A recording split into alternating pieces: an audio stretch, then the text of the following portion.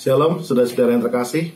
Kembali berjumpa dengan saya dalam Gembala Menyapa di saat ini, dan menemani saudara dalam menjalani kehidupan. Mari bersama kita merenungkan firman Tuhan yang saat ini kita dasarkan dari pembacaan Markus 1 ayatnya yang keempat sampai dengan yang ke-11 yang demikian. Demikianlah Yohanes Pembaptis tampil di padang gurun dan menyerukan, "Bertobatlah dan berilah dirimu dibaptis, dan Allah akan mengampuni dosamu."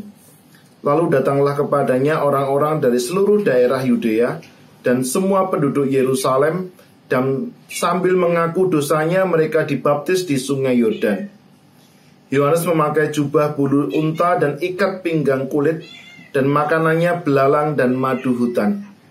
Inilah yang diberitakannya, "Sesudah aku akan datang ia yang lebih berkuasa daripadaku, membungkuk dan membuka tali kasutnya pun aku tidak layak. Aku membaptis kamu dengan air, tetapi ia akan membaptis kamu dengan Roh Kudus."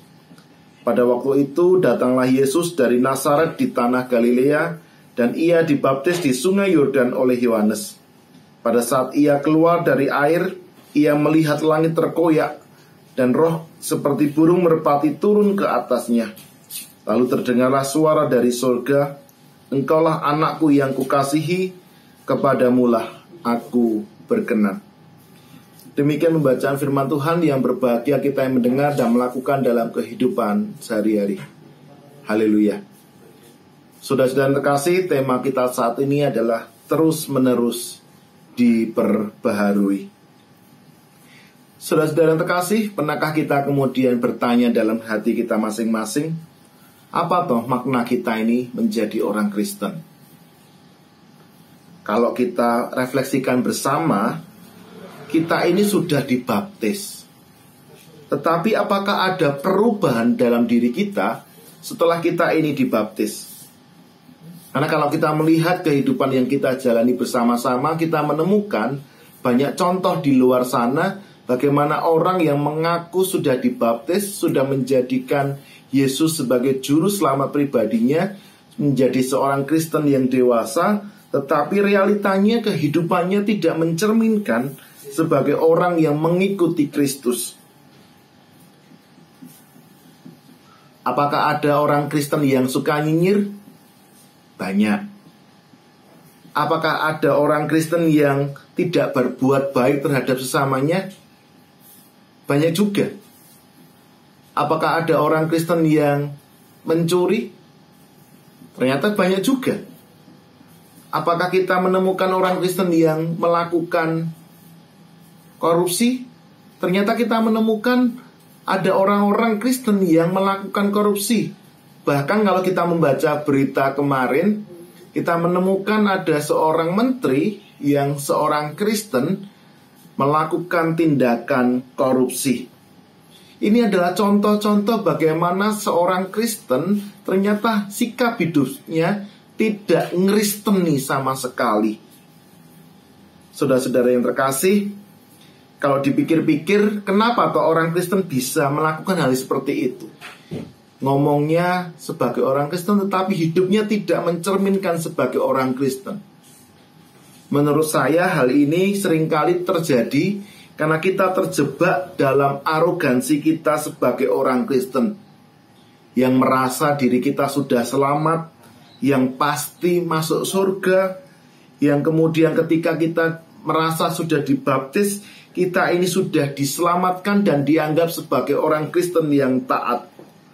Bahkan banyak orang beranggapan bahwa menjadi orang Kristen adalah orang yang pasti diselamatkan, sehingga tidak penting apakah dia sudah berbuat seperti apa yang dikatakan oleh firman Tuhan atau tidak. Itu bukan hal yang penting, karena yang penting dia sudah merasa diselamatkan dan mendapatkan tiket untuk masuk dalam kerajaan surga. Saudara-saudara terkasih, realitanya itu memang terjadi dalam kehidupan ini. Kita ini sebagai seorang Kristen, tetapi seringkali kita mengalami kekeringan iman. Hidup kita hanya begitu-begitu saja. Kita sudah mengenal Yesus sejak lahir, tetapi tidak ada perubahan dalam diri kita. kalau orang Jawa Timur mengatakan pancet ae dengan sikap hidup kita yang seperti ini. Pengenalan kita akan Kristus tidak membawa banyak perubahan dalam diri kita. Nah, saudara-saudara yang terkasih, realitas seperti ini juga dijumpai oleh Yohanes Pembaptis pada bacaan kita saat ini. Orang-orang Israel ketika itu juga merasakan sebagai seorang yang berbeda dengan yang lain. Mereka sebagai orang yang arogan karena dianggap sebagai seseorang yang dipilih secara khusus oleh Allah, menjadi umat pilihan Allah, menjadi orang yang pasti diselamatkan oleh Allah, sehingga kemudian sikap hidupnya, kehidupan yang sama sekali mencerminkan sikap sebagai orang pilihan Allah pun itu tidak layak disematkan pada kehidupan mereka. Dengan realitas seperti itu, maka kemudian Yohanes Pembaptis menegur sikap hidup mereka dengan mengatakan, bertobatlah dan berikanlah dirimu dibaptis, maka Allah akan mengampuni dosa-dosamu. Apa yang dikatakan oleh Yohanes Pembaptis ini menjadi sebuah tamparan keras bagi mereka yang merasa dirinya lebih baik, yang merasa dirinya lebih usuk dalam beribadah, yang merasa dirinya lebih suci dibandingkan orang lain, yang merasa mereka adalah keturunan Abraham sebagai bapa orang percaya. Tetapi itu semua tidak ada artinya ketika sikap hidup mereka itu tidak sesuai dengan apa yang dikehendaki oleh Tuhan Allah. Dan saat ini kemudian Yohanes melihat dalam diri Kristus yang memberikan dirinya untuk dibaptis. Apakah hal itu menunjukkan bahwa Yesus berdosa? Tidak. Tetapi kenapa Yesus mau melakukan ritual yang sama dilakukan oleh umat Israel ketika itu, yaitu dibaptis? Baptisan Yesus ini menunjukkan bahwa Yesus, Sang Immanuel yang ilahi, ini mau merendahkan dirinya dan menyerahkan dirinya untuk dibaptis. Mau berproses bersama-sama dengan manusia untuk memperbarui dirinya terus-menerus, sehingga kehidupan ini menjadi terus-menerus berproses dan dinamis. Pertobatan yang sudah dicontohkan oleh Yesus ini adalah bagaimana bukan hanya berhenti ketika dia dibaptis, air terpercik dari atas kepala kita, tetapi sebuah proses yang terus-menerus dilakukan dalam kehidupan ini. Saudara-saudara yang terkasih, di Minggu Epifani kita diingatkan kembali akan pertobatan atas baptisan kita bukan sebuah proses yang hanya sekali terjadi dalam kehidupan ini, melainkan pertobatan kita adalah proses yang terus-menerus perlu diupayakan. Bersama dengan Yesus yang tak berdosa tetapi mau menyerahkan dirinya untuk dibaptis, kita mau berjalan melalui setiap proses yang sama dengan kita, manusia yang berdosa ini. Sehingga kita juga diajak untuk terus-menerus memperbarui kehidupan kita melalui pertobatan kita.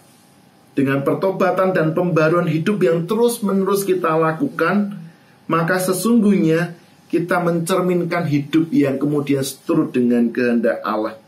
Menjadi kitab yang terbuka, yang dapat dibaca oleh setiap orang yang melihat kita, sehingga menjadi teladan atas perbuatan, tingkah laku, dan sikap kita, sehingga wajah Kristus nampak melalui kehidupan kita, dan nama Tuhan semakin dipermuliakan.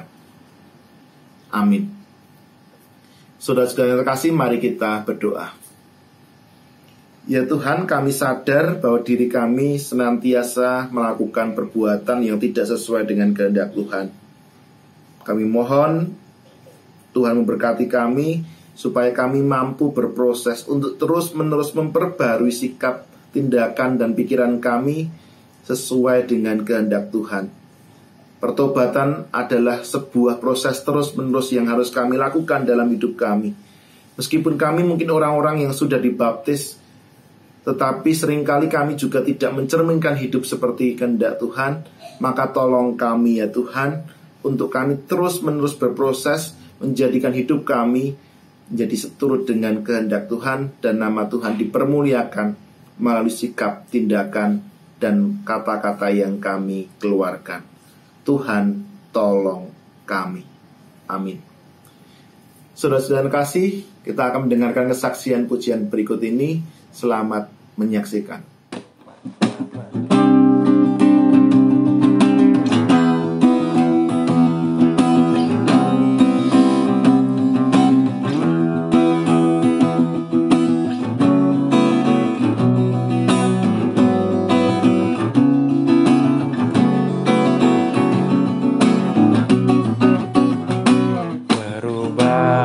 Besar di kehidupanku sejak Yesus di hatiku.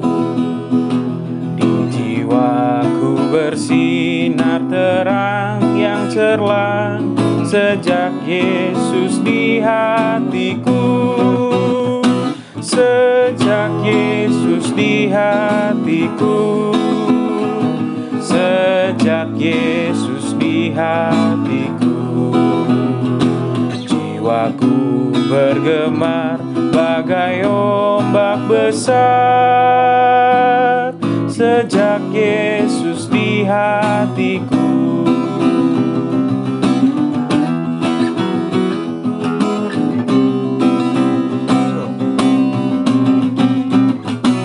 Aku tobat kembali ke jalan benar sejak Yesus di hatiku. Dan dosaku dihapus, jiwaku segar sejak Yesus di hatiku. Sejak Yesus di hatiku. Sejak Yesus di hatiku. Jiwaku bergemar bagai ombak besar sejak Yesus di hatiku. Sejak Yesus di hatiku. Sejak Yesus di hatiku. Jiwaku bergemar bagai ombak besar sejak Yesus di hatiku.